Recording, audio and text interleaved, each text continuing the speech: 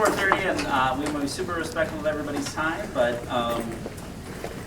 we should open this agenda, I guess. The first thing we need to do is elect a chair to this. I nominate JP. Second. All right. Any more nominations? Any more nominations? Okay. I'll accept that nomination. All in favor? Aye. Aye. Any opposed? All right, here we go. So can I take a motion to approve the minutes for November? I move that we approve our last minutes. Second. Any discussion? All in favor? Aye. Anyone opposed? All right, with that, I'll hand it over to Chase. Super excited. Yeah, I got nothing to say. I'm excited to hear the presentation. Awesome, great. Well, thank you. We are excited to be here, and folks behind you, a lot of our fellows have joined us. I told them that board meeting rules apply, so we have a hard stop at 10 o'clock. So they've got lots of time to talk to you the rest of the evening. Just kidding, Christina. But we split tonight's presentation into 3 parts. Really kind of our grow your own basics. You've heard me talk to the board about this a little bit, but I think it's time for a refresher and for some of our new members, kind of a background of where we were and where we are now. And then Carmen and Alexi, although Alexi called me this afternoon, he's sick and so he can't be here. They're going to talk about our student to teacher part of the program. We think it's really important as part of our instructional strategy, also part of our staffing strategy. And then we're going to end and hopefully spend the most of our time talking to some of our fellows. We have a couple of our principals here. Kathy and Eliza are here to give perspective about the fellow program from the principal. And then a couple of our fellows are going to talk. And then actually we just like to open it up to Q&A and have you ask the fellows some questions and just hear about what great work that they're doing. And Nick and Eric are going to lead that work for us. So I'll try to go through my part pretty quickly so we get to the exciting areas. And this is just a quick timeline in history of where we are. January 2019, we first brought up the concept of Grow Our Own to the Board of Education, and we were really excited. We thought we had a robust recruiting strategy for that year. The next month, we came back to the board and said, oh, by the way, we had to cut $6 million. So we put GOO on hold for that year. We came back the next year, got really excited. The pandemic hit, and so we had to put it on hold again. And so I just put that in there. Is that this isn't really a new concept for us. It's something that we've had in the incubator for a while and been trying to develop. And at the beginning, a couple of things didn't break our way. But then ironically enough, the pandemic freed up some things, mainly some ESSER dollars that started to break some of the things our direction so we could do some of the work. The first piece of that was in December of 2020, the College of Education, specifically the Department of Ed Leadership and Policy Studies, wanted to do a pilot initiative with us for tuition assistance for principal or leadership candidates. And they gave us 3 of those to work with. We have 1 person taking advantage of that right now. I'll talk a little bit more about that program here in a minute. May of 2021, we announced the Leadership Fellowship the Leadership Fellowship Program, which we've settled on as our fellows. And I talked about one of those kind of hidden kind of diamonds was the ESSER dollars are what really allowed us to do that. And then this fall, we announced our partnership with Green State that allowed us to get the Staff to Teacher initiative off the ground, as well as our Student to Teacher program. And we're pleased to announce that just this week, we are going to send out our application process to our paras and other support staff so they can apply for that program so we can do that great work yet this spring.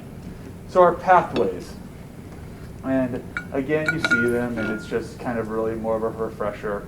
Our support employee to teacher program that provides educational opportunity at a reduced tuition or a tuition sharing process between the employee and the district so they can get a teaching degree, and we will guarantee those teaching positions to those employees that finish those programs and looking at an initial cohort of 5 to 10. Our student to teacher, just know it's here. Carmen's going to come back and do it a lot more justice, so I'm just going to say that's all I'm going to say about it. And then our teacher to admin, different than our fellows, right? Our fellows is kind of more of a fellowship, a leadership program, so that people can get that hands-on training about what it means to be an administrator or to see that kind of almost job shadow here in the district. This is more about the pilot we currently have with U of I to provide that tuition break, to use as a recruitment tool both for the University of Iowa and for us, with a focus on diversity, to bring individuals into their program and bring them into our program as well. And so they could be companions, but they're actually different. So we see them as two different strands. Career switcher, this is something that we try to partner with the Regent Universities, the RAPPL program in that last bullet, something that's been around the state for a while, an opportunity for folks that didn't start out in education that maybe want to go and get in a classroom. You might know somebody like that used to sit in one of these chairs that might be taking advantage of that program to help him along the way as he does that work. To finish it off, programs, our leadership fellows, we're going to talk a lot about them. That's why we're here today. And then leadership development. It's in regs, it's still to be developed. We think there's maybe 3 academies there: certified staff, support staff, and academic support academy. This is an idea that Nick and I have been kicking around. And really, I believe that there is a value in having, whether it's certified staff or support staff, have an understanding of how the district operates. They necessarily don't want to aspire to be a principal, or they don't want to do a position in TLC. But they want to learn about the organization, so they have more ownership in the different departments and what it means to be part of ICCSD. We believe there's an option to form these academies to give them some prestige, so you can bring a group of 10, 20 support staff individuals together from all different departments and have a monthly training. What is HR like? What are the nuts and bolts? What is the finance office? What is nutrition services? What are instructional practices? To really build that understanding of what it is to be part of ICCSD and help build that ownership. We think those are just really cool kind of climate and culture. We care about you. We want you to be part of this organization, opportunities that we can fold into this umbrella of Grow Your Own. But things that we haven't really gotten to, but ones that we think are in development. So speaking of that, I like color-coded dots. And you look at this chart, really, green means we're doing it, red means it's still being planned, and yellow would be in development. And so 2021, a 5-year plan. And you really look at it, 2 of our programs off the ground, that teacher to admin degree pilot, and then also our fellowship program.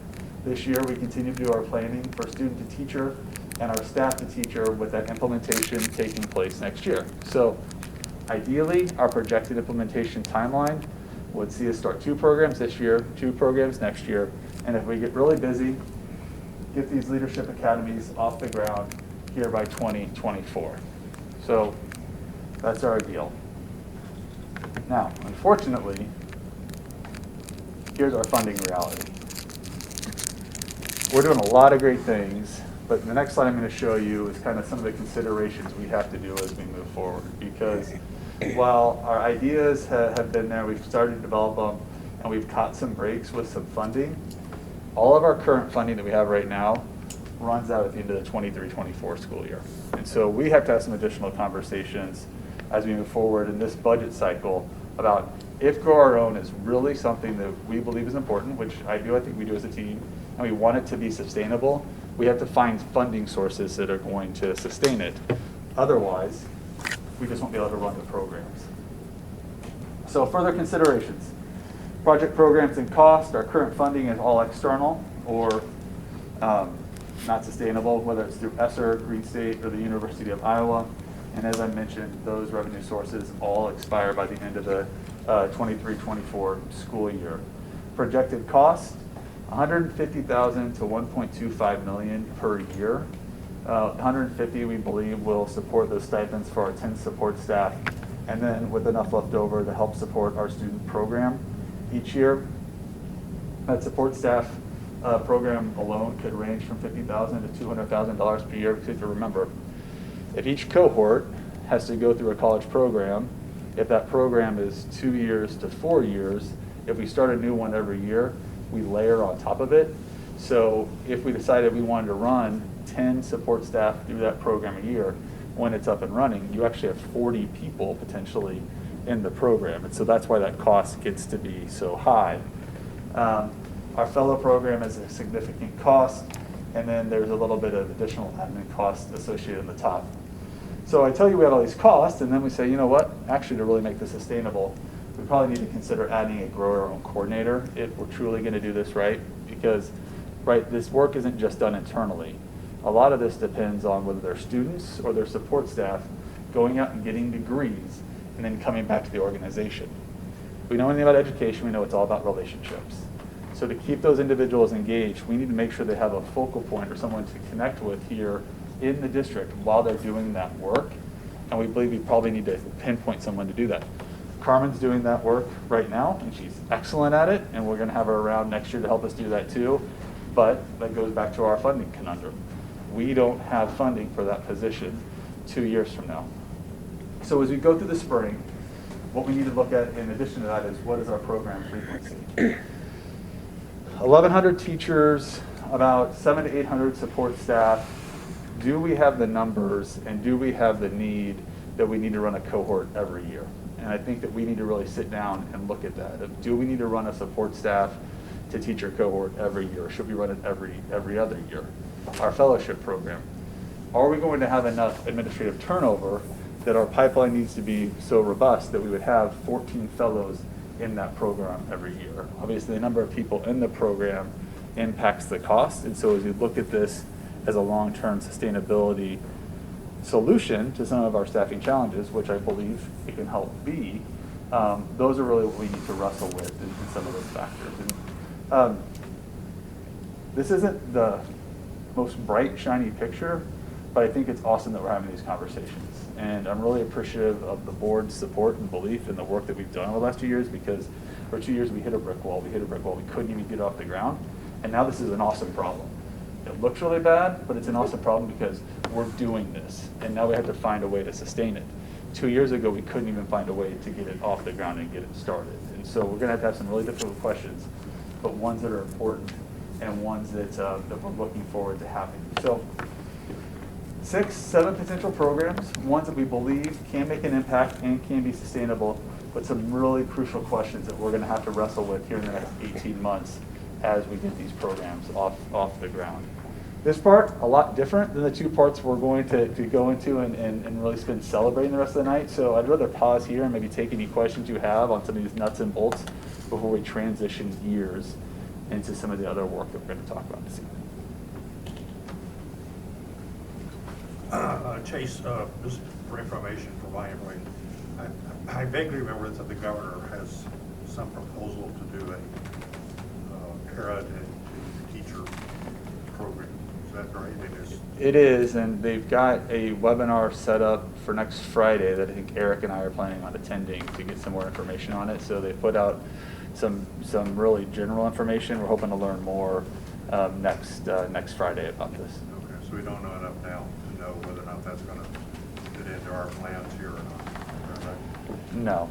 Well, I think the problem with it is going to be similar to what Chase articulated here too, Charlie, is it won't be, I don't imagine it's going to be a sustainable fund from the state. Right. They're financing it through their ESSER dollars as well. Yeah. So there'll be a period of time where it works, but long term, it may bridge the gap for another period of time, depending on how much access to those dollars we can get, and how wide that access is for a district like ours in comparison to the other ones that will also compete for it. But I just don't know how long term that commitment will be. Okay, thanks. Okay. So this is probably a dumb question, but when I see projected costs in the list, and it sounds like this is all a very good idea, what is supposed to be in my mind about where the money will come from? Like, I don't even know what I'm supposed to be thinking about, so I'm just wondering Sure. when the ESSER money runs out. Well, I mean, we already spend about 84 to 86% of our dollars on people. Yeah. And so whenever we talk about expenditures in the general fund, those are really the trade-offs that we're always talking about. Number of staff, class sizes, and how we allocate those dollars. And so I don't think that equation is any different here. I don't think we want to try to sustain a program going out and getting grants year after year. It makes it too in flux.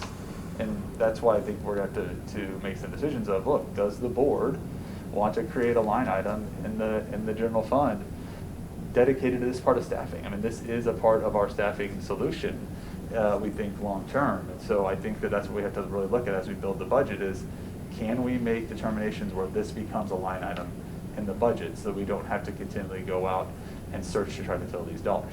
So there's like a Peter and Paul situation for a couple of years or a few years, but then the benefit comes later with the costs we have when we have to go out and find people to come in. It's Potentially. Is that kind of what we're talking about? Yeah. Okay, so we'll just have to make sure everybody understands why we're Peter and Pauling it. But the cost might also be current positions we have, right? Right. And so I don't think we'd want to mislead you that we're spending That's right. anywhere close in the amount of resources to go out and find people that we would be in investing in this program. Really, the cost is going to be, there's other things we probably have to quit doing if we're going to move this into the budget, right? That's a conversation nobody ever likes to have, but it's legitimate, you know. That's when we look exactly at- what I'm asking. Yeah. Yeah. Yeah. Yeah. So And it's so not- like Chase said, we can't rely on grants. We could look for community partners. Is there somebody that would want to help support this in our community because they recognize the benefit of it? But it would take some ongoing, long-term commitment at a pretty high amount of support to do that. The way I was thinking about it is $100,000 as a teacher. Yes. And if you want to Yeah. spend $100,000, you're losing a teacher. Yeah, Now, that doesn't mean we lose a person, because we get it back through attrition, but it does impact class size, it is gonna impact Right. programming. Absolutely. So that, I think that's the question, is it's a trade-off? You know, what I'm wondering, I guess, one, what is our teacher attrition every year, and what is our administrator attrition every year? Sure. So our, I'm going to use retention instead of attrition. Okay. And right now, we retain our teachers at a rate of about 90%. The national average and state average is closer to 85, and so we are above that.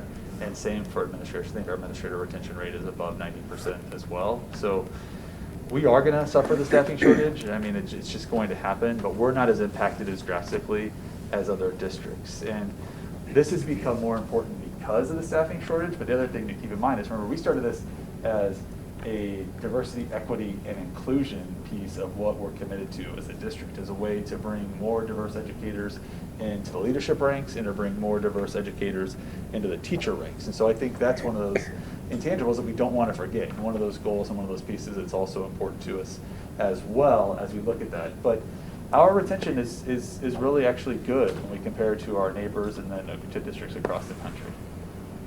So then, just how many positions, I guess, do we need to fill every year in both of those categories? Of average. Yeah, don't go off last year's number. We hired a lot of teachers Yeah. last year. But don't you think it's fair, between 65 and 100 teachers is I a was pretty gonna safe bet for us I would about say what we 90, see yeah. at new teacher orientation, and then administrators, you could be anywhere from 5 to 10, Okay. you know, when we look at our team on a yearly basis, which would fit the percentage pretty close. we sure as heck don't wanna we don't wanna embrace attrition. Because we don't No, wanna, yeah. we want as many teachers as we can get, as we can afford right now. Yeah. So I think the bigger element that you want us to be thinking about is the purpose of this program. I do. and It's I- not necessarily gonna be not necessarily gonna be a great financial decision, we don't know exactly how that works, how those pieces are gonna move around. It's the intention of the program that we're supposed to be prioritizing. That, and when we come back and maybe have this conversation as part of our budget, is that this is where we want to be. We want to do all of these things, but the oh no, oh great. This is why I need Adam here all the time, okay. But the financial reality is that we're not going to be able to do all of them, and so we have to prioritize where should we spend our dollars if we can. And the program that Carmen is going to talk about, I think, is one where we do want to spend our resources, because in all honesty, the overhead for our student to teacher program is pretty low, because there's not a tuition piece for us. It's really that commitment to having, and we work with Brady on this, and the Teacher Association. I saw Brady walk in later, should have acknowledged him, because he's been an amazing thought partner in this as well, to provide stipend positions for current teachers, to provide that mentorship to students while they're here would be a cost. And then I talk about keeping that connection. And then the carrot for those individuals is to have a job with the district when they graduate from college. And so as we look at this programming, that's not where the majority of these dollars are. And that's, part of celebrating this is also, okay, which parts of these are long-term sustainable as meeting our goals, whether it's DEI or staffing, and then which ones these are really going to do, and if we have dollars, we want to add them, but they're not ones that we can depend on for some of those other pieces that we want to accomplish as a district. Lisa. As we continue to talk about this in the future, I would like to see some of the different cost projections based on the frequency points that you made. and what those look like. And then I would also hope that we would be collecting data from everyone who goes through each of the different cohorts and seeing, are we seeing what we hope to out of increased retention Sure. rates? So that's not data that this board will be able to use, but maybe in 5, 6, 7 years, if a board is trying to say, is this something we want to keep? They have 7 years of data to go back and look at and say, no, this is, the admin fellows that went through the program, we've retained at 100%. And admin fellows that we don't retain, that didn't go through it, or admin staff that don't go through it, we see an 80% retention. Sure. Okay. But since we're at the beginning, I'd hope that we'd start collecting the data now. Absolutely. Yep. Charlie? And kind of following up on what Lisa's proposing, as we talk about this, I always hate to talk about this, start off considering a major new program, like looking at money. But that's what you do. But I would like to hear very much what staff from all levels have to say about these possibilities. Okay. What their viewpoints are, as candid as possible. Sure. Chase, in your earlier slides, you referenced the community members, like the second career type of thing, but you dropped it off on the later slides. Is that because you don't think that's a viable option? Is there a lot of interest there? It's really an external program that is run by the state. So okay. it's something that whether we do it or not, I mean, we're going to take individuals, or we're going to consider individuals that go through that program. We will advertise that program for individuals that come to us and want to be teachers that aren't now. But it's not a district-wide, that's a good clarification, and that's why it's not on there. It's, yeah, go ahead. I think one thing that's unique to that is those are individuals that already have a degree in some other area. And then so we're really trying to target investing in the talent that may not have had that opportunity. We see that great paraprofessional that we know should be in the classroom in a different capacity. How can we help make that happen? Or as we're seeing some of the talented folks that you see in the back of the room, how can we invest in them so they can have some of those leadership opportunities? And in particular, I think a lot of the themes of the conversation is how we can best invest in diversifying all those ranks as well, our teacher ranks and our administrative ranks, so it looks more similar to our student population, right? So this is a great opportunity, and I think Carmen will share some of that as we really target specific students and say, hey, we see you as a great leader that could be in one of our classrooms and great potential down the road. So that's kind of when you think about it a little bit, it's probably that investment in some of these opportunities, not just the retention, but how are we investing in that talent we already have. Do we now currently have clubs at the secondary level for future teachers? Does those exist?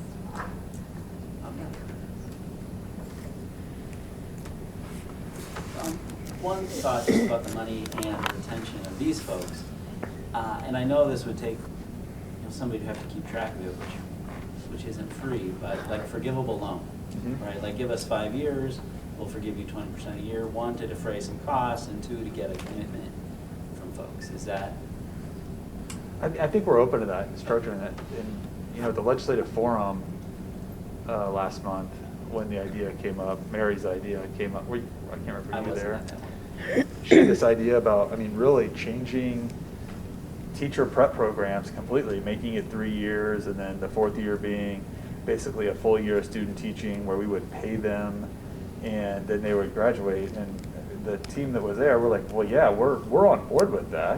You have to get the universities on board, and obviously we couldn't pay their tuition and pay them a salary. We would pay, and so we'd figure that out. But I think there are a lot of people thinking creatively about how we tackle this problem as it comes to staffing. And so we want to get the concept, but then as we refine it and work with employees, and Charlie's point is well taken about hearing from other employees and how it impacts them. Because one thing we've already heard from paras is, if I'm going to do this, I need to figure out a way that I can continue to work and go to school. And so that's one of the challenges we're working through, because that's the reality. Is like, I want to be a teacher, but I can't quit being a para to do that full time. And so how do we work through those challenges, and how do we make that program still accessible to them to benefit them as an individual and us as a school system? And so we are trying to look at those pieces and not be so rigid that we're not willing to modify the approach or refine it for the benefit of everyone involved. the state's created a problem they're gonna have to solve. And I don't think we'd probably agree with the solutions, but the shortage of teachers is just gonna be something that they're gonna have different solutions for. It's probably gonna involve lessening requirements and looking at second career folks. I mean, those are options gonna be available to us, I think, in the next 5 to 10 years, just out of urgency and because they have to. I think we wanna keep anchoring back to our goal in this program has to be continuing to diversify our staff. That's gonna be the legitimate challenge for us because the state's just gonna have enough problem of keeping enough teachers, let alone what we're trying to accomplish from also having a staff that looks and can share the experience our students have. So that's, I think, where a lot of the focus and energy will need to continue around and momentum in our own district because that other one's just gonna be a statewide problem. And I think you're gonna continue to see options rolled out by the state to address that. So, some of us were at the UEN dinner before, at the beginning of the School Board Association conference in November. And our, what do we call them, legislative liaisons? Yeah. Gave a presentation, and part of that was on staffing. And one of the slides they showed us is that enrollment in teacher prep programs across the nation is down almost a third over the last 10 years. So we know that wave is coming. Carmen's going to talk about what we believe is a solution that we can implement to help kind of curb that wave, especially here in Iowa City. And Carmen's already done fantastic work, her and Alexia, along with Amira and some of our friends over at the university. And so we're really excited about the prospect of this program taking off this year and into next year. So, Carmen. All right, I'll come over there. Sure. All right, I wasn't nervous until now. I think Nick and everybody else kind of raised the bar on my end here of what I'm supposed to present. So I'll really try and keep it brief just so I can open up for some questions. But we are, like Chase said, Alexi and Amira. Alexi is a fellow also. He's at Liberty High, and Amira Nash is at the University of Iowa right now, and she's actually working. She used to be a teacher in the district. She was at West High up until this year. And this year she's been working at the university now, actually with the College of Education and the Baker Teacher Leader Center. And she's really focusing on a pathway also for mainly recruiting students of color to become teachers, to diversify our staff in the district. And so we got lucky because it was in one of our meetings that Chase and Nick and Eric were leading for the staff, support staff to teachers, that Amira and Will Behrens, who was also a world language German teacher in the district, both were really excited about this student pathway and offered partnership right away to help us with this process. And so we've been working together on that since the beginning, and that's been amazing. So these are the highlights of the student pathway. I'm not going to read through everything. I'm just going to a little bit talk about it while you see what's on there. But the biggest piece of this is that we've had conversations with ISEA, with representation from ISEA, with the Ed Rising for coordinator here in Iowa. Ed Rising is a grassroots program, and it's really a grow your own pathway program. So it's to build, it has an established curriculum, it's recognized nationwide, and it's to build a teacher staff. So we've had meetings with the coordinator for the Educators Rising, the representative for ISEA, and also the president of the CTSO programs here in Iowa and in the Midwest, and with a representative from the Board of Educators here for the state of Iowa. And our program that we're designing right now for the student pathway is one of a kind. And so from what we've understood through all the conversations, there is not a program in Iowa that is built the way we are building this one. Des Moines had a Dream to Teach program that kind of fizzled out a little bit. And so since then, there hasn't been a student pathway as developed as the one that we're trying to put together. And so we're really hoping that it stays, that it's sustainable, and that we can keep on doing this, especially since all the conversation about the shortage of teachers. But the biggest piece of this is that through our partnership with the University of Iowa, we're providing students with mentorship. So University of Iowa, the ISEA, the NEA also has a group called Aspiring Educators at the university. So these are all students who are in their teacher programs, and they're going to be mentors to our students. And so the grants that we have applied for and received, and I'll talk about that a little bit later, supports that mentorship program. But these are students who will be mentoring our high school students as they go through the different steps of this pathway, and so working with them. So, like I mentioned before, the Educators Rising is a Grow Your Own Teacher program, and We do not have in the state of Iowa an Educators Rising chapter yet. So we will be the first one to have this year for the state. And the hope is with this, we can also, because it's also going to be recognized as a CTSO, we'll qualify for semester funds and stuff through the state if that still continues. The biggest piece of this is that the students are guaranteed, thanks to from what Chase mentioned, will be guaranteed a position in the district. So our goal is, right now we're only focusing because we're trying to create the program. So we're mainly focusing on students from 11th and 12th graders, but we are giving information to students from 9th grade onwards. And so the goal is that when we do fully implement this next year, we'll be working with students from 9th grade onwards. And if we really get it fully established, our hope is to start at 7th grade, when students are starting to think about what they want to do, think about those career options, because we want to provide that mentorship so we can guide them all the way through junior high. When they get into high school, they're really determined about what they want to do, and they have that mentorship to kind of guide them throughout that way. So they will be able to do, for this year, students will just have an idea. We're working mainly with our students who are getting ready to go to college, our seniors, who want to be teachers, are the group that we're focusing on this year mainly, to kind of give them all the information they need to apply for colleges, to apply for scholarships, and how to start searching for programs, and then just to give them the mentorship they need now as they go into college, and then to be able to follow them for the next 4 years. And so that's our goal. And then next year, when we fully implement the program, we'll be working with from freshmen onwards. So this is the curriculum that we're working with Educators Rising. They have an established curriculum already, and so the goal will be to acquire that curriculum. We only have to buy it once for this year, and then once the curriculum is bought, then we can continue using the curriculum throughout. We're building professional development around the curriculum. A big part of this is that the students have to have chapters in each of the schools, and we have reached out to all of the schools. We've met with students in all 3 schools, and all 3 the comprehensive schools. We met with students from Tate, and then we also met with students on the online program. Right now we have about 150 students who are interested in the program, and that's from 8th grade onwards. And so the goal is now to really meet with them again one-on-one to see exactly who wants to join the program. So they've shown interest in, yes, I'm kind of interested in this. I really want to be a teacher. I'm not sure if I really want to commit to this program, but we're meeting with students again and talk about that. Our Educators Rising curriculum also, these are all topics, and it was interesting because when we started talking about, I don't know if, I'm assuming Chase has already mentioned, but the portrait of an educator, when we started thinking and talking about those things, these are all things that came out for us also, because we're like, yes, this is stuff we want students to know. And so as we start building this portrait of a graduate, but also think of the portrait of an educator, these are themes and these are information that we want students to really be engaged in and to have conversations in and grow in. So the fact that we can start having these conversations with students in the classroom and guiding them in this process from 7th grade onwards, for us is amazing, because then we have students who are growing to become teachers, who are going into the field and really have this great knowledge and ability to connect with our diverse student body. The big piece also for this program, in addition to the mentorship that students will have, in addition to the guidance that they'll have in the individual school chapters, because they'll be working with teachers and meeting at least once or twice a week with their chapter, with their group. In those meetings, they will go over the curriculum. We'll have some discussion topics that we'll discuss with students. We'll prepare them for competitions that they will go to nationwide and in the state.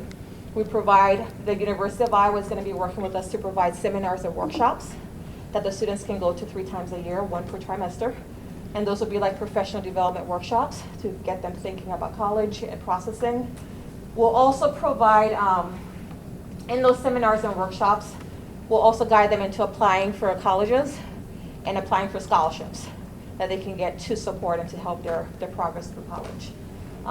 The big piece also is that we already do have, through Kirkwood Regional Center, we have a pre-education academy already. And so through that pre-education academy, students can gain up to 16 credit hours. And if they start that in junior year, by the time they're done with high school, they already have 16 credit hours, dual credit hours, and they can go straight into the University of Iowa education program with that. And this will go with them wherever they go anyways too. So that's the biggest piece. Educators Rising also has micro-credentials through Digital Promise. And right now through the equity department in the district, we have a partnership with Digital Promise also. And so these are some of the courses that the students in the Educators Rising program can acquire micro-credentials that will go on their transcripts and will go with them wherever they go. Just real quick question, Yeah. micro-credentials, a new word for me. So what does it mean? It's almost like an additional credit saying that you're qualified in this thing or you've got extra learning in this area. It's like a certification. Certification, more or less, yes. Okay, sorry, I just never heard it. Yes. Sorry, keep going. And it's Sorry. something that will also, for the equity department, we're working on to get some, so teachers have this opportunity. And so the biggest piece is since this will be an opportunity that will be open for teachers in the district, we're also opening the opportunities for the students that want to be teachers. And then, so the first phase of this is, like I said, we went to the schools. We've identified the students who are interested in being part of the program. We've established, with the University of Iowa Aspiring Educators, we've established the mentorship program already, so that's ready to go. We're now building the professional development seminars and workshops for the students. So the hope is to get them started with that right away in March. The first group of students. We have, I think we've posted for the positions for the teacher leaders or the sponsors for the school chapters. So once those postings are closed, we'll interview and hire for that position and then start recruiting students to start that process. So the hope is to at least get our first group with the foot in the door March of this year, so that when they leave, that's the first group that we'll start tracking. And then next year we'll implement with the rest of our juniors and freshmen and seniors. Excuse me again, when did you start working on this? We started this right in September. Okay, this is crazy. Yeah. You got so much done. Yeah, we started this in September. I can't believe what you just said. So Great job. we've applied. We applied for 2 grants so far through the University of Iowa and through NEA, and got approved for both of those grants. One was for $1,000, and the other was for $2,000. We've spoken to the foundation that's offering to provide or to search or help us find some more funding that will support this for students for this year and for future funding. And then, see if we're forgetting something here. That's it for the phase 1 here. Oh, and we're hosting more than one-on-one sessions with students. And so our next step is also to be in the buildings the first week of February, to actually go into each of the buildings again and spend a whole day there with students who want to meet with us and talk about the program, to really, that personal touch and that relationship piece of it, of getting to know them well. And then our next phase, like I said, is the hiring piece of it also. The teachers, once they're hired, will be doing ongoing professional development for those teachers also. And so that's the other big piece of it, is that the teacher sponsors, some of them would need just guidance about what the Educator Rising curriculum is, and just keeping them, supporting them throughout the process. And so that's the biggest piece, is I want to make sure that the teachers who are helping the students are also receiving support and help too, so that there's not a burnout throughout the process. And the big piece now, like Chase mentioned, is funding. And so right now, like I said, we do have $3,000 that we've gotten through the University of Iowa. That grant money is with the University of Iowa, so that is being used for the Aspiring Educators mentorship program. And now we're working on trying to figure out exactly how to get funding for the actual program. So when we say $45,000 to $50,000 a year, that's for the curriculum, which would be the first year, so that will be consumed in the first year. But then after that, the Digital Promise micro-credentials is a big piece. They range between $30 to $50 per micro-credentials, and so students choose to do all 5. That will be per kid, per student. If they do workshops and seminars, fees that come with that, mainly the University of Iowa is offering that for free, but it'll be transportation back and forth for students who need to get there. And then the biggest piece for us here would be if students attend national conference. For this year, for example, it's in DC. But if it's anywhere out of the state of Iowa, that's some cost that comes with that, and we offer some scholarship or assistance for payment for students that want to go. And, oh, sorry, like I said, the big piece of this program in our partnership with the University of Iowa, the University of Iowa is really focusing on diversifying the teacher staff. So the real goal is to hire students of color. For us, for the district, we're looking at it broad. Yes, we want to diversify our staff, and yes, we want to put a lot of effort and a lot of focus on hiring students of color. But also with the teacher shortage, we want to hire teachers. And so we're really working with any of our students that want to be teachers. We want to guide them. Like, for example, today I was at City High working with some students on a promotional video for the world language program, and there's a student that wants to be a language teacher, a French teacher in the future, and she's going to U of I, and she wants to do that. So there's no way I'm going to say, hey, I'm not going to help you be a French teacher in our district if this is what we're doing. And so the goal is to really support the dream of any student that wants to be a teacher in our district. And the beauty of this is that I'm excited with the Hope Grow Your Own, is that this is their home. This is where they are. And so they know our community, they know their school, they know their teachers, they know the system. Oh, sorry, I'm out of breath. They know the system. And so it really, really keeps them grounded and keeps them here. And so that's the biggest piece of it for me for the Grow Your Own. But that is it for me. Questions? I was trying to race through so you would have time for questions. Or maybe you forgot what I was saying earlier. Maybe I was racing through. That was great.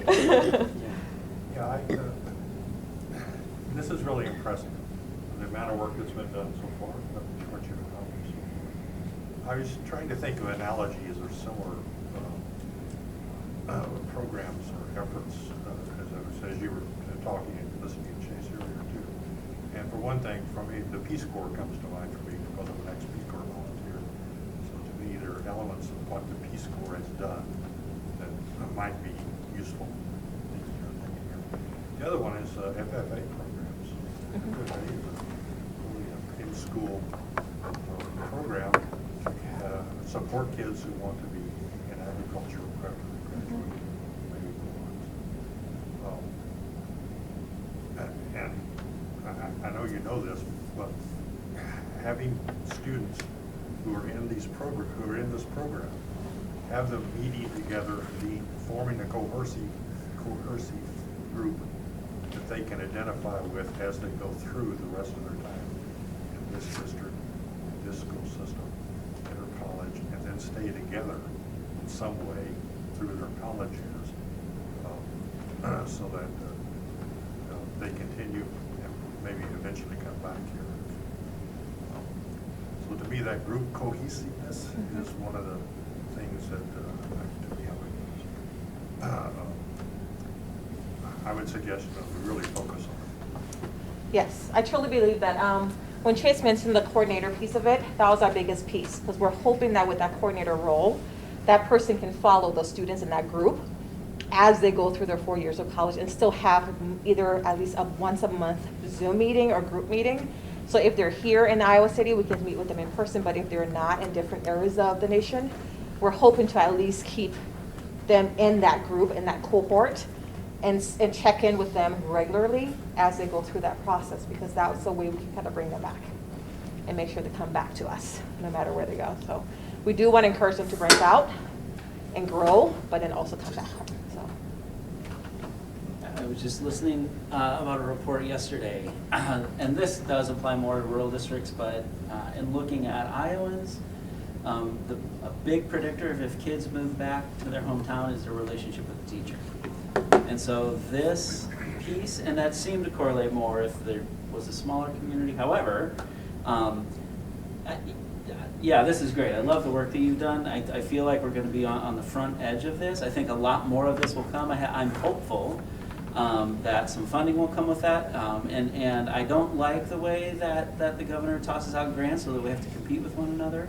But I feel we put ourselves in really good positions to get grants to help support this. I do think that coordinator role is key.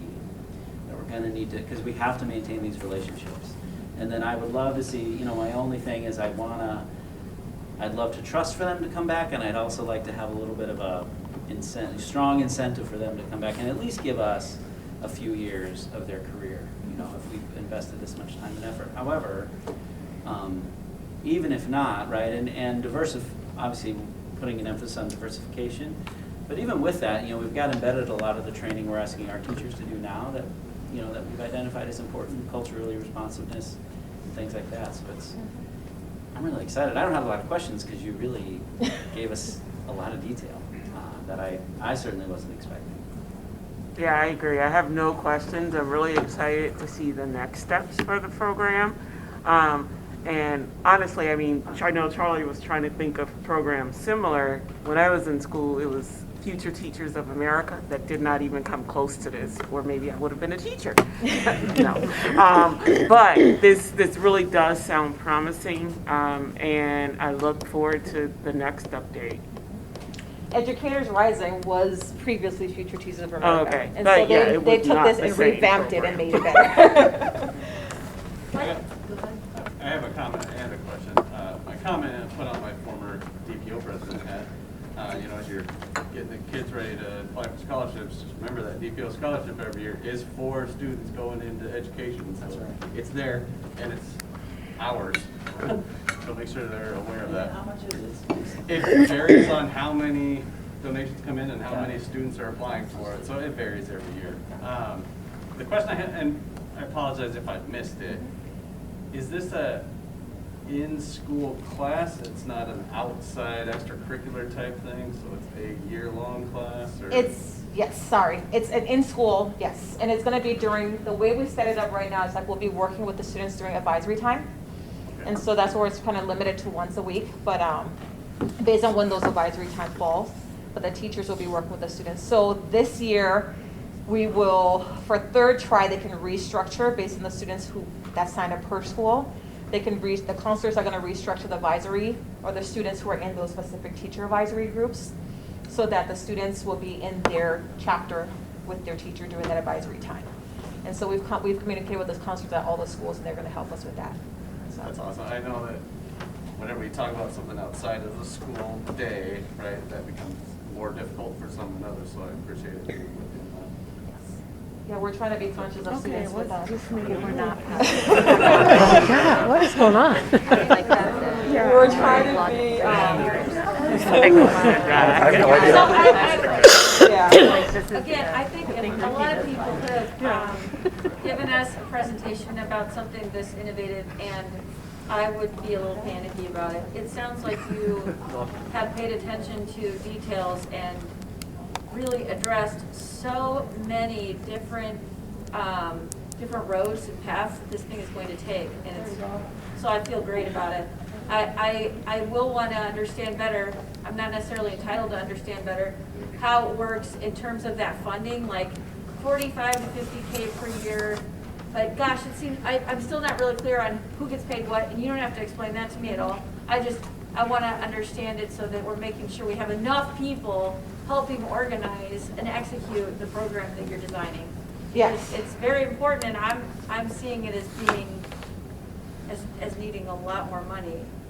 I mean, It might definitely need a lot more. We're thinking in the range of like this year, at least next year, at least start with 50 students is what we're ranging on for Okay. this.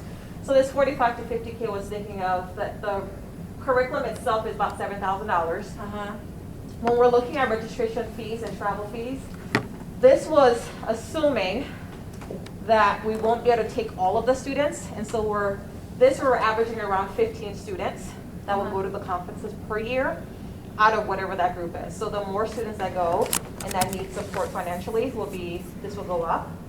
The Digital Promise micro-credentials, we're basing that on of 5 micro-credentials for each student, 50 students.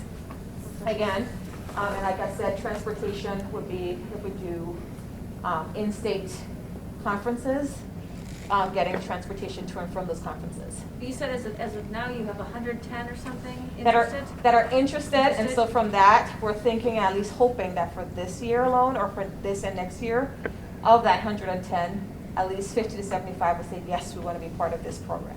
And I mean, it sounds like it could be that good. So I'm just wondering if you're going to have to turn people away based on funding, if that's something to just think about. We right? hope not. Right, but, yeah. right. So something to think Yes. about. And to Sean's point, when the DPO has that scholarship, it's very little money. It's just how much gets donated by every school. But interestingly, when you say you've got 110 people to be interested, you usually get 10 applications, okay? So that's the difference. You've somehow reached so many people. That was the exact point that made me think of the DPO scholarship, knowing that we get such a small Yeah. number. Yeah. And my initial thought is that's because people aren't aware of the scholarship itself, but I think it could be a big portion of it is kids don't know what they want to do, right? And just having, you know, you reached out to them and said, hey, Yeah. here's a thing, are you interested in that? You know, I think that's something that's been missing in education, but all sorts of fields, right? Yeah. And we're missing out on kind of going to where the kids are and finding out what they want to do. This is like potentially life-changing for some students. That's You horrible. reach them at a young age and they realize that this is something that they might want to do, and then all of the educational opportunities over the years. So it's not just good for the district, it's good for the students, and I just wonder what it would do for, you know, individuals and their achievement, you know, providing that motivation. Is this available to all comers, or are you gonna have criteria? Are you gonna turn people away, or? Right now, we're opening it up to whoever. Okay. And so whoever wants to be a teacher, that's the goal. And the biggest piece of it is like we want to start nurturing that from 7th grade. So even if it's just a thought, we want to take that thought and build on it. And so they're like, oh, I'm not sure where right now, but I'm kind of thinking I want to be a teacher. Well, let's be a teacher. So let's get you there. And so that's the goal, is to really, so one accepts everybody at this point. But really, like I said, we do also want to diversify our staff. And so the biggest piece of that is we want to make sure we're building a lot of relationships for our students of color, so that they understand that this is a program that we really want to work with them and help them and guide them and mentor them through. So. And part of that mentorship, I think, is finding these scholarships that are out there and helping them locate, Yeah. you know, because I think that is the biggest problem, is people aren't aware. Yeah, this is great. I mean, we're the best recruiters for our profession. You know, it's got to be us, and who else are you going to recruit but every single teacher was a former student, and so yeah, it's exciting. I think it's unlike, I think if you get pushback about why we're trying to encourage kids to go into education, it's not just because we're short on teachers. I think with all the educators in the room, education and I think medicine, those are callings that tend to get triggered early on. I think that's a thing that's inside people. And so that's why at first I'm like, oh, 7th grade? But it is possible with those kind of callings that it's already in there. Well, it builds on JP's point. The other thing we know from research is that education is very local, and people often want to go to teaching, even if they go away. They do eventually come home to their neighborhood, to their schools, and especially for teachers of color, we know that it's true that they tend to gravitate towards the communities where they grew up, because they had those relationships and because they had those experiences. And so you're right, Maka, whether it's kind of something that's a calling from a young age, we also know that even if it's discovered later, they want to go back and make impacts in the communities that had impacts on them. And so if we can start developing those relationships on the front end, I think it does position us better to have those students come and then continue that generational effect. Can I just say to that education versus medicine comment, that if you really want to make an impact on the future in 100 years from now, you go into education and not medicine. I'll tell you that. Yes. Any other questions? Great. Great presentation. Thank you so much. Whew, This is- survived that one. huh? Thanks, Kevin. Nick? Actually, Eric will kind of kick us off. Yeah, can I sit here or I'll stand, I guess. So I just wanted to introduce our fellows here. You can stand, wave. I don't have a preference, but Christina Brown at Tate High. Monique Cotman, Travis Dyer at Van Allen. Andre Echols at North Central Junior High. Carmen Guinagali, of course, our ESC fellow. Garrett Hardwig at West. Nathan Kelly at Lucas. Lexi Lalagos, he's sick right now. He's at Liberty High. Ashley Megan and Lenny. Woohoo! She's been trying to go professional. I had to get mine to I don't see Brian. Brian Parker at City. He's actually in class. Oh, he's in class. Heather Stevens at Grant. Taylor Scudder at Northwest Junior High. My principal's cheering from her phone. And then Catherine Thompson at Coralville Center. We're so happy for them, and their contributions over the last year. Nick, will you give a little bit more detail Yeah, about the I'll program? share a little bit more, and then actually, Charlie, to your point, we're going to turn it over to some of the folks who get the opportunity to interact with the fellows on a daily basis. We have a couple principals with us today that'll share their experience in having fellows with them. But, a few things just we want to highlight. Eric and I have the opportunity to work with the fellows on a monthly basis. We get together with them twice a month, and actually, Carmen and Monique lead some of the professional learning once a month. So this group comes together and we do some learning together, what it means to become a leader and different things. Their focus is very much on the equity and why am I blanking on this now? Cultural responsiveness. Cultural responsiveness and different things of that nature. And then Eric and I just try to connect with other resources so that way they can get other learning opportunities. Maybe it's groups within, leaders within the district or different individuals. So that way they have those opportunities to learn about the systems and grow as potential administrators. And I think we have a number of the people in this group who already have their administrative license and are looking for the opportunity. We have other people who are exploring that or actually in class tonight, like I referenced earlier there. So the thing we want to turn it over to, we have Dr. Kathy Jenkins, who was the first woo-hoo of the night. And then we have Eliza Proctor from Lebanon, who was the second woo-hoo. And we asked them to come and just share a little bit about the experiences of having a fellow and what that has been like for them, and then we're actually going to turn it over to all of you, just asking questions to the fellows directly, so they can share a little bit about their experience. And thank you again to this group back here for coming tonight, being a part of this. So, Dr. Jenkins, you want to go first? Nick, how much time do I have? Well, Chase set the Hard time stop limit at at 10. 10.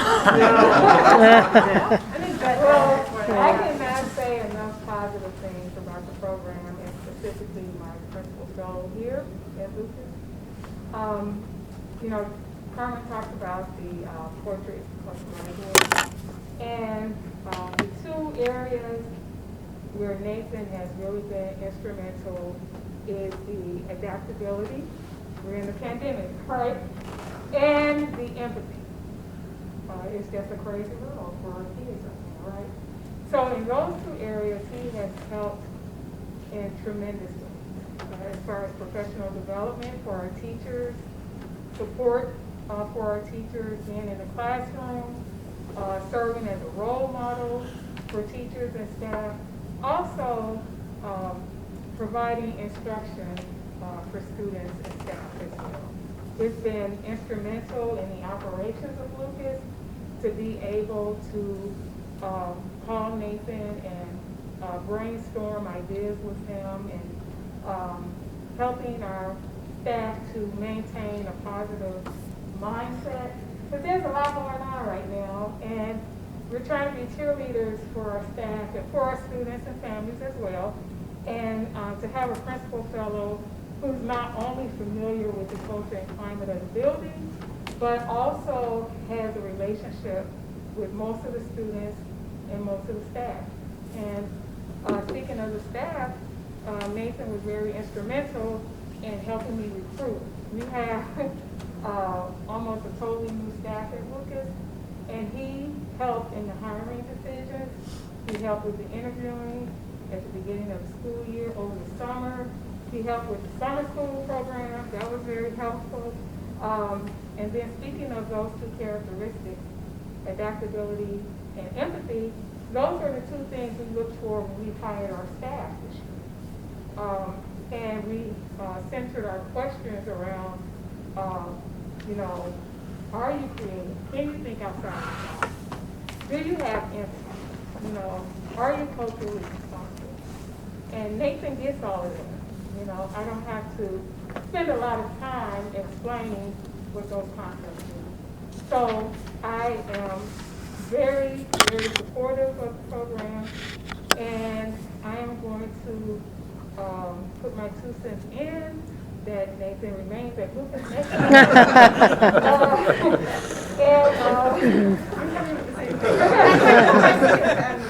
Really, I'm being a little selfish right now, but I can say that it has made a huge impact in a positive, dynamic way at Lucas to have not just this role, but someone who understands the role and understands the purpose of why you need someone in this role who can support the operations of the school.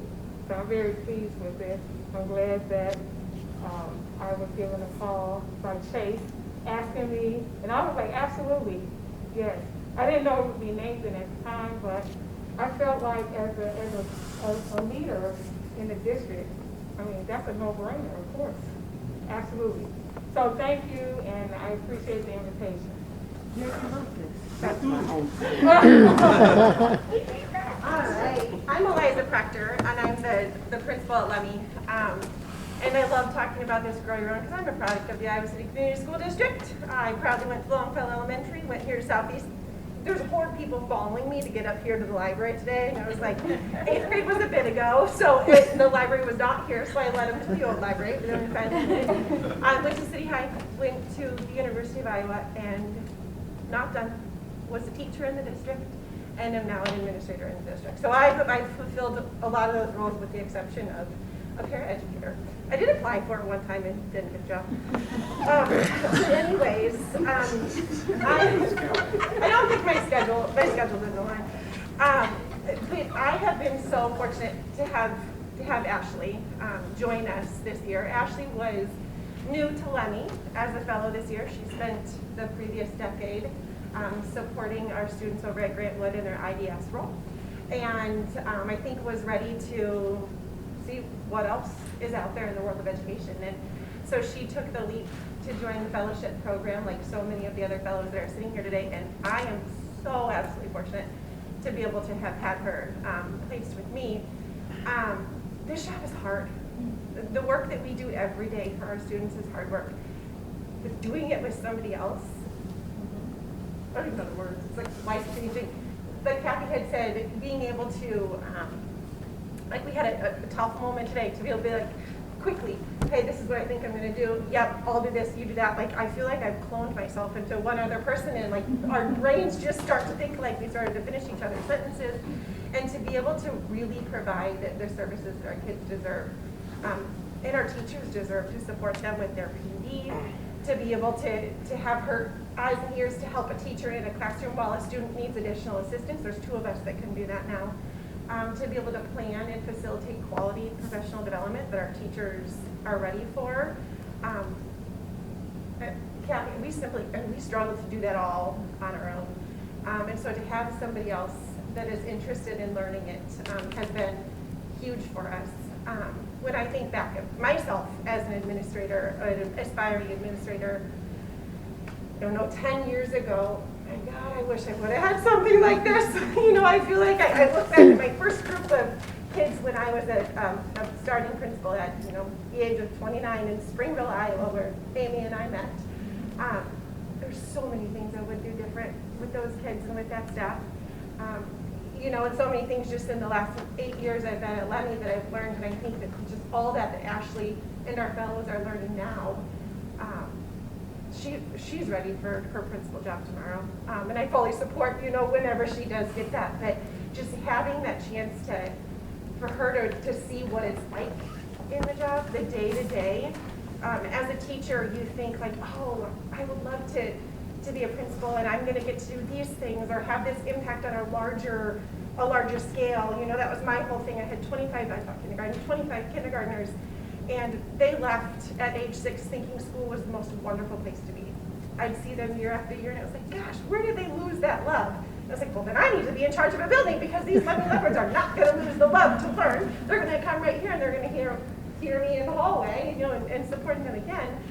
And to just know that these fellows are able to see that every day, they making these decisions, yes, this is what I want to go to. Day one is going to look a lot different for them than it did for me. And so I think this program has been instrumental. I love my job, and a lot of that has to do with passion. You're welcome. So yes, I'd like to keep her too.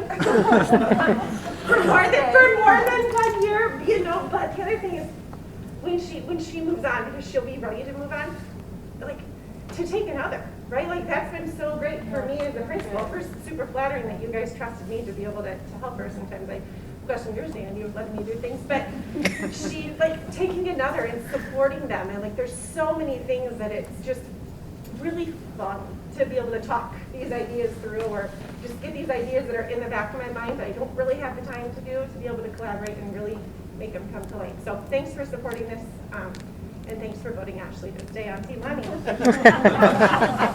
hopefully that gives you a little bit of a picture from a couple of our principals. You got to see some of the experience from the fellow early on when Carmen was sharing about a number of you commented, like, look at how much she's accomplished. And a lot of that was because she had the time and the space to work specifically on those and work towards those goals, and the PD that Carmen and Monique lead for the group to be a part of, and the positive feedback we get to that. It's just those opportunities to support the leadership and grow as leaders as well. So we're going to turn it over now to the board to be able to ask questions. We have a large number of fellows here with you if you'd like to ask specific things about their experience or whatever it might be.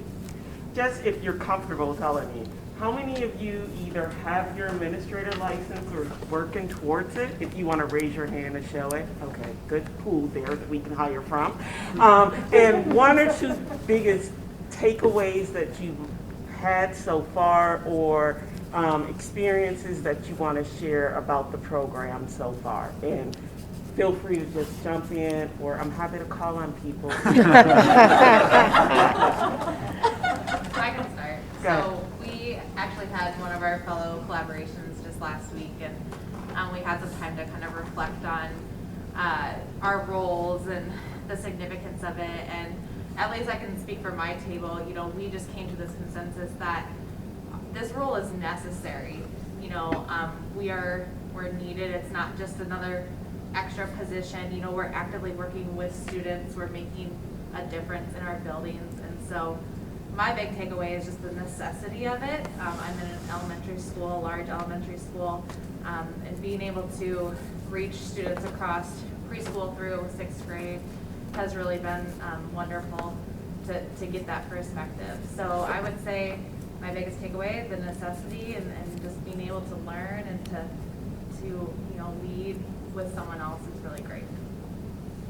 Yeah, I look at the leader I would be without the program, and I'm a little bit A-type, and I thought I'd have my hands in everything and I'd know everything happening at the school, and I'm paired with someone who's a little like more flexible, and to have someone say, stop being so serious and slow down, and you don't have to have everything scheduled perfectly, but teacher A, how you doing? Kiddo A, how you doing? Like, now I'm the person who's like there at arrival every day, and there at dismissal every day, and I'm like chit-chatting with people, and I wouldn't have done that without this experience.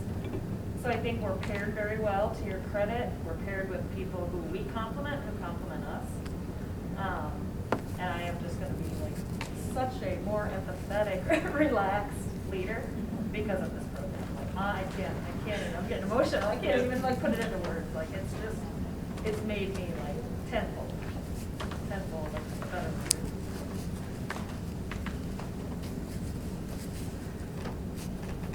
I guess from this end here too, oh, I'm sorry. No, go ahead. Okay. From the ESC end of it, since I'm not in the building, but for me that was just a huge walking away from the classroom for the kids. I was terrified coming to the office because I never imagined myself like being in this office mindset role. And especially since as teachers, we always think of the ESC like, oh gosh, no. Great. Great.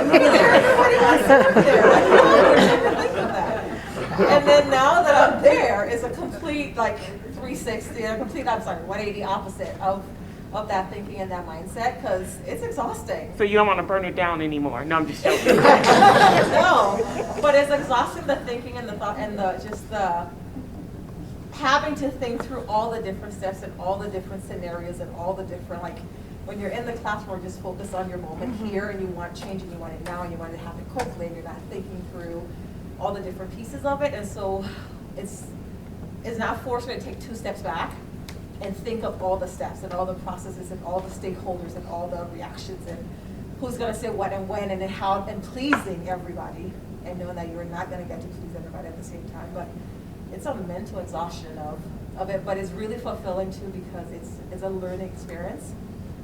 And I think the biggest piece for me at the ESC has been just from day one, I felt welcomed. I felt just welcome and embraced in that space. And there was a space for me, but it was also just that understanding of like, hey, we're here, and nobody to be afraid of. Just come to our door, knock on our door, send us an email, give us a call. We're right here if you need it. And that consistent support has been really, really impactful. Kind of also going off what Carmen was saying as well. I think when I first before becoming a teacher, my mentor wanted me to have some opportunities in administration and also being a teacher. He said, you need to see both sides of it. And I've been a teacher in the district since 2007. Learned a lot from the teacher perspective. But coming in this position here, having this opportunity with this group here, it allows you to see the other side. And just as Ms. Carter was saying, seeing all the thoughts and details of making decisions before you do something, you got to think about this, you got to do this, you have to talk to this person, and you realize, oh wow, all of this is what goes on as an administrator. And it's something that you see some of it, you see a part of it as a teacher, but you don't see everything because, we're, more involved with your students and things like that, lesson plans and so forth. So one of the biggest things that I do appreciate is the opportunity to be able to see the other side and experience the other side. And I'm thankful for the fact that you trust us to be able to step up in leadership and learn, as we are on the job training pretty much. But it really does allow you to see, how, being that we're teachers, we see what goes on in the classroom, but also we see what goes on as administrators. And that definitely helps you out with, as we do step into full administrative roles in the future, of how to balance both of those things, because you gotta know how to work with your staff, know how to work with your students, know how to work with the other coworkers that's alongside same hallway with you, your administrative staff. So I do appreciate this opportunity to be a part of this program, and I think it is vital because as we all know, you don't learn much when you're in college before becoming a teacher. You gotta get in there, right? So we all know that, right? So, and I'm working on getting my admin license, but I'm sure it's one of those, somebody would probably say the same thing, until you actually get in there, you really don't learn a lot within, the school. So I don't know if that's, so thank you all for the opportunity for this program. I think it's very beneficial, and it is something in which to continue on. I think it's something that we need to definitely make as a priority, because if we want to have a vested interest in our community and our students, our families that are in our cities and our neighborhoods, we want to have people that are here, our own, people that know, what's going on in our Iowa City, Corderville, North Liberty home fronts and things like that. That's what we want. And that's why it's so important to have these type of programs like this, and also the other program as we raise up future teachers as well. We need this in our community. So, I hope we continue to keep this initiative and keep this as a focal point of our school, and not have to be something that is just a 1 or 2 years and done thing. We gotta keep it going in order for this to be successful. Thank you, guys. I had a question, and you two sort of just answered it. So, I'm a manager at my job, and I get a lot of some of the folks that work in, I run a lab, and the folks that are in the lab are like, why can't you just make this happen, right? And one of the more vocal opponents to everything we were trying to do, when we had an opening for an assistant manager position, he applied for it, and I was like, that guy is always on my case about everything. He's the perfect one to join my team. And so I brought him in, and after a while, he's like, holy crap, management's hard. You can't just do stuff, right? So and that's kind of what you talked about. From the outside, you're like, I've asked for this, why don't you just give it to me? And it's not always that easy. I think my job, right, is sort of to be the interference between folks that are just trying to do the work every day and the folks that are making decisions out here not having any clue what these folks over here are doing every day. And I think we as a society, and I've seen it in education as well, that we don't give people a chance to fail, right? In the past, right, folks would apply to be an administrator without having a program like this. And sometimes it worked great, and sometimes that's just not what they were good at. They were a fantastic teacher, but administration is not what they're good at. And then if they fail, it's like, get out, right? You don't give them a chance to try something out. That's why I think this is really important, that you can go into it eyes wide open and say, no, this is what I want to do, or you know what, turns out, when I was looking at it from the outside, I thought it was going to be something different.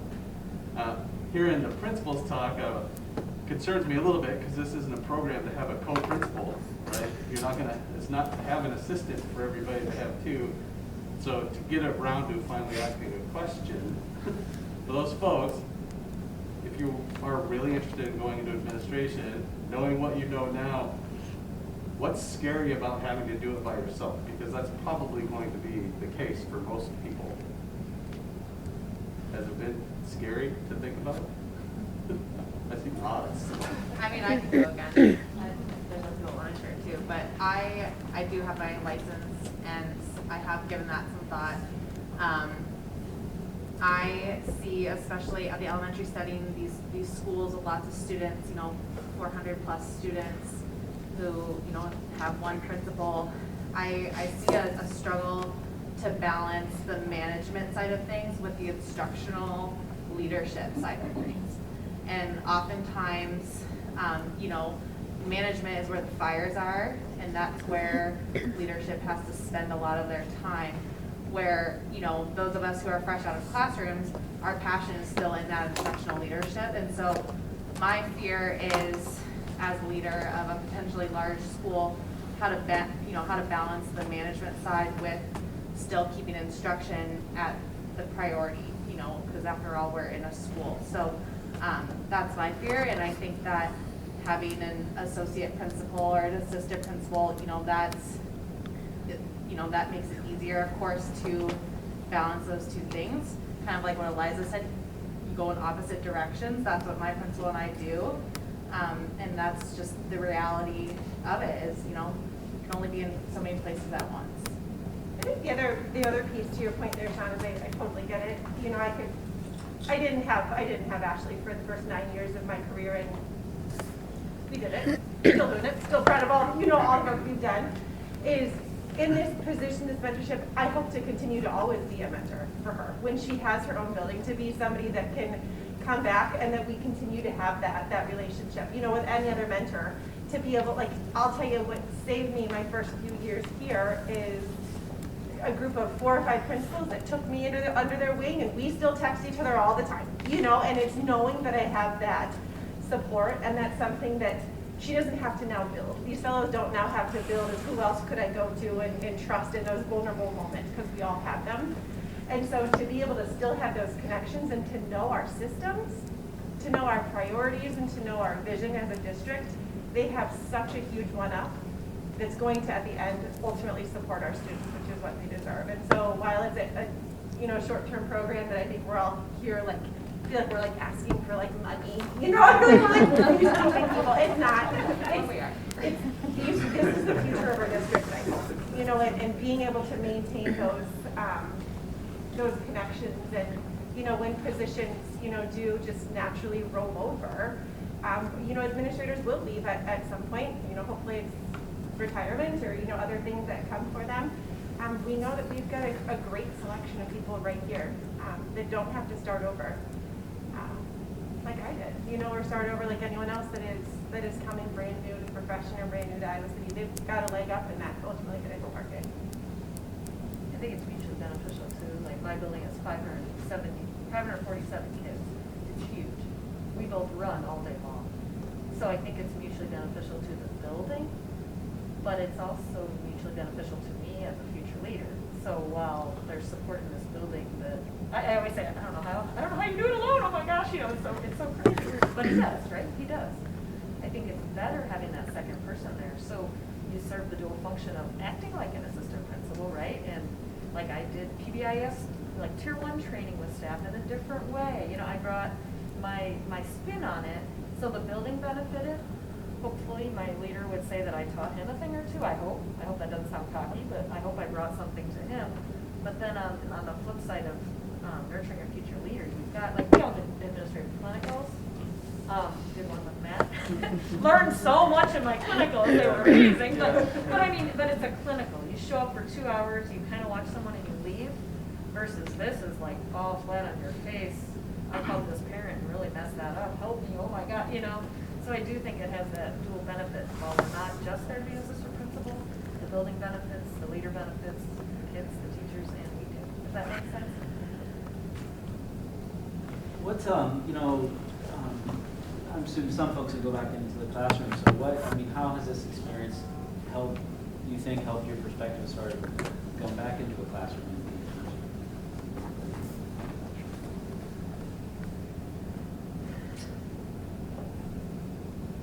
I think, that's a great point. Might be 13 positions that open up for us to all just slide right into. I think it is perspective. Andre was talking about that, right? Like, I'm a better teacher now going into different classrooms all day long, seeing the struggles that they have and what I'm doing to support them and the things that they're doing that I would never get the chance to see just in my own classroom. I think that, one thing that kind of goes back to some other questions I was thinking about, like, what are we learning most from this? I think it is our leverage that you have as an educator, as a person in the building with staff. Like, you don't have to be a principal or in a leadership apprentice position to make a change. Like, I think that's probably the biggest thing. I mean, I know all of us talk at different times of different things we're doing, and that's stuff that we could do as a classroom teacher. We just need that trust in our administrator that we'd be with at that time. So I think taking this experience, just saying, hey, let me help you, because then maybe we're not in the fellowship position, but if I'm at Lemmy, I can help Eliza. If I'm at where Lucas, right? Lucas with Kathy, I can do certain things that she knows that I'd be able to do.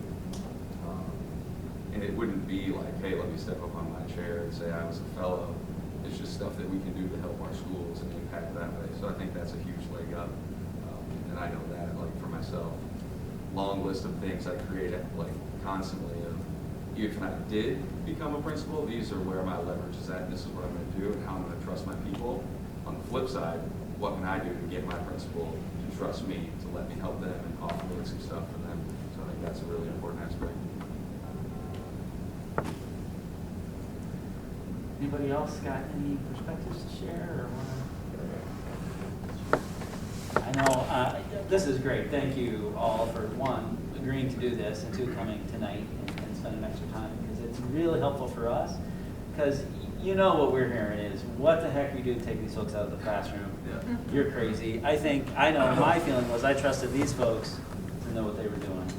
And this is just a lot of reinforcement, because to me, it is all about, because it's also what I teach all day, relationships and perspective. And when you have those things, I think, it's going to inform your actions as understanding what these things are, and then give you literally people that you can go to, whatever your role is in the district. So I sure hope we can find positions for everybody, because I'm really excited about this program. I don't want to speak to continuing this very big ESSER-funded program, because it's not a small ticket item, and it does make class sizes bigger. I mean, it's just, and that's just our reality as a board, that we're hearing all this pressure, but it's really important, and I think I wouldn't have felt as good as I do now if I hadn't heard from you guys and your perspective, and then seeing the product. that Carmen's the guy going from the central office, so thank you all very, very much. Does anybody else have any? I was just gonna say, like, it sounds to me that, and I appreciate the high expectations you all are setting for yourselves. This just sounds like a group of people that want to do the best for this district, and I just love it, because I love this district, I love public education, so it's just great to hear you guys. Thanks.